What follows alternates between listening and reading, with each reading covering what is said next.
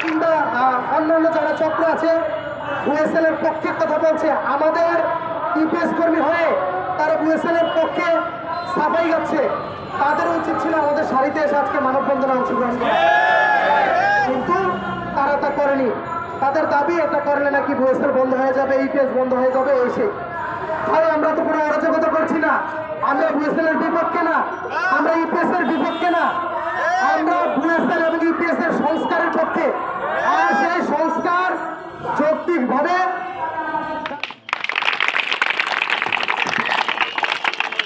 নমস্কার, সবাই কেমন আছেন? কিন্তু আমরা আছি একটু খারাপ। আজকে আইছি আপনাদের সামনে একবারে খালি হাতে, কিছুই নিয়ে আসতে পারিনি। আপনারা আমাদের জন্য কত কি উপহার দিলেন, উপহার ইত্যাদি ইত্যাদি দিচ্ছেন, কিন্তু আমরা কিছু দিতে পারিনি। এটা আমাদের জন্য খুব খারাপ লাগতেছে। তবে আমরা ওয়াদা দিচ্ছি, আগামী বারডে যখন আসবো, আপনাদের সবচেয়ে বড় সবার প্রিয় যে প্রতিষ্ঠান, সেটা আপনাদেরকে আমরা উপহার দিতে আসবো। পরিশেষে যারা ঢাকার থেকে আসছে আসার জন্য, আর বিশেষ করে আমাদের নওগাঁ জেলার প্রধান শ্রী মনোজিৎ কুমার স্যারকে এই অনুষ্ঠান যারা আমাদের করাইতেছে, ভোগ করার সুযোগ করে দিছে, মনোজিৎ কুমার স্যার এবং মানিক ঘোষ দাদাকে সবাইকে অভিনন্দন। নমস্কার।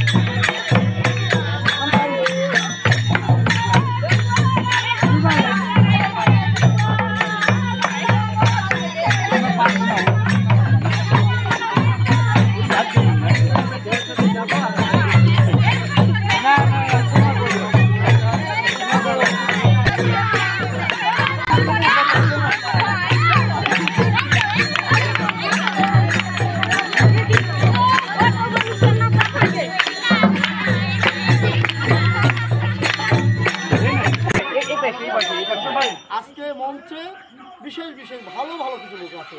দয়া করে আজকে আপনাদের ওয়াদা দিতে হবে যে ওনাদের যে আইডিয়াটা ছিল, আজকে ওনারা দেখছে আপনারা এর সাথে জড়িত না, নেশার মধ্যে।